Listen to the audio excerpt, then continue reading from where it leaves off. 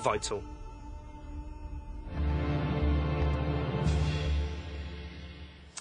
The state of Sarawak on the island of Borneo is home to some of the world's most beautiful and pristine rainforests, covering millions of hectares. And as the region progresses, it must deal with the difficult balancing act of raising living standards for its inhabitants while ensuring development is sustainable. Sarawak is Malaysia's largest state, one blessed with an abundance of natural resources, not least of all its timber.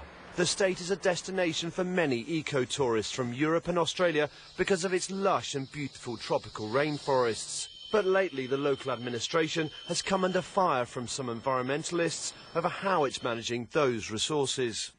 We see a very rapid expansion of palm oil plantations and for logging for timber.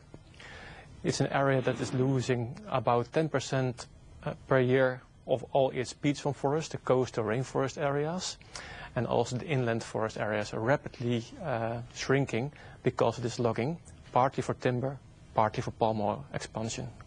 In fact, some NGOs have claimed that most of Sarawak's forest has already been destroyed. It's the kind of allegation that the state's long-serving chief minister flatly rejects. I know there's some extremely blown up story about Sarawak having 90% of its forest deforested. This is, of course, absolutely not true. In fact, the actual figure is about 80% of our forests still remain there, almost intact. More than 500,000 hectares is totally protected from any logging. According to the Forestry Department, the aim is to double that in the next couple of years. If anybody wants to verify what I say, they are welcome to Sarawak anytime. And of course, they must be quite independent and quite open-minded about it. Already, any areas where the orangutans and other endangered species are found are entirely preserved, while the number of orangutans on the island of Borneo as a whole is believed to have declined sharply. In Sarawak, the population has remained stable for the past decade or more, at around 22 to 2,500 animals. This is one of 2 rehabilitation centres in the state.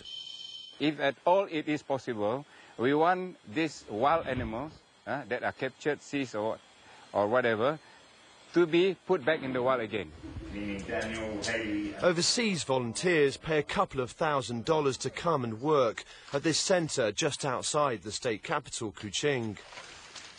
The volunteers, when they go back to their own respective areas, or homes or whatever, they will become ambassador of what we are actually doing here. No logging is permitted in nature reserves or national parks.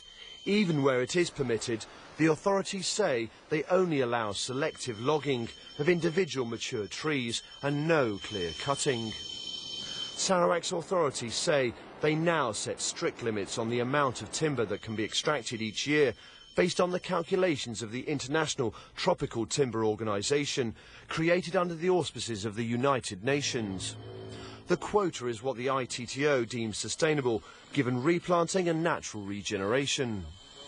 It is a difficult balancing act, but I don't think the two are mutually exclusive, and there's definitely a growing recognition of the need to make sustainable use of forest resources economically viable for local communities. The international community is giving this a lot of attention. Still, some environmentalists remain unconvinced. There's about over 900,000 hectares of oil palm plantations in Sarawak, so that's pretty huge. And what the plan is, concessions are being offered for another 1 million hectares, almost doubling the amount between now and 2020.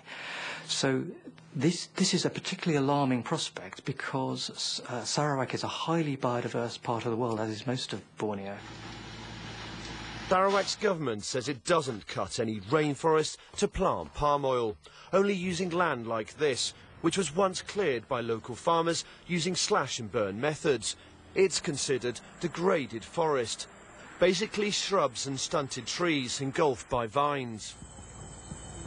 Country like Holland, only 10% forested, and 60% is under agriculture. The same with Britain, the same with Denmark, 60% of the land is under agriculture. And they cannot say that you stop cutting down your degraded forest to plant oil palm, because to us, oil palm is our strategic crop, like rapeseed. Both palm oil and timber are major earners for Sarawak, money the government says is vital to raising living standards among its far-flung population.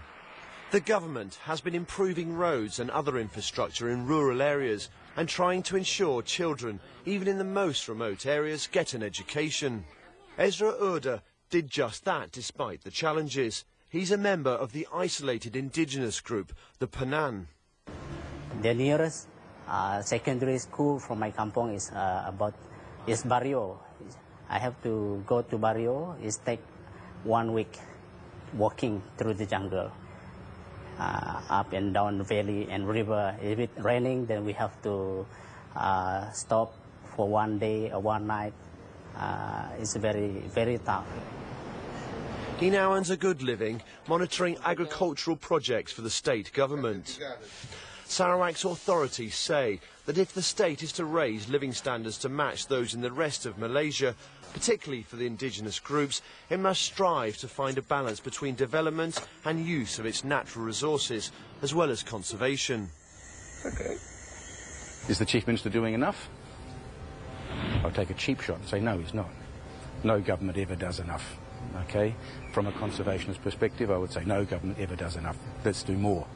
And I encourage them to do more. Are they doing as much as possible? Yes, I think so. Sarawak's Chief Minister says he's proud of his record.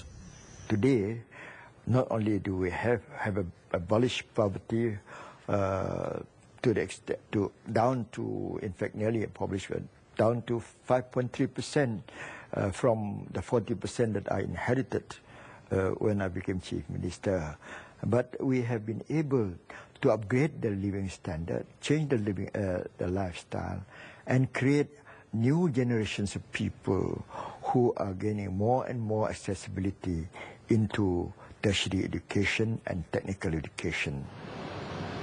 While some environmental NGOs may disagree with the way Sarawak balances development and the environment, it's ultimately the people of that state that the government and the Chief Minister have to satisfy. And their voice will be heard soon enough, with state elections scheduled for mid-April.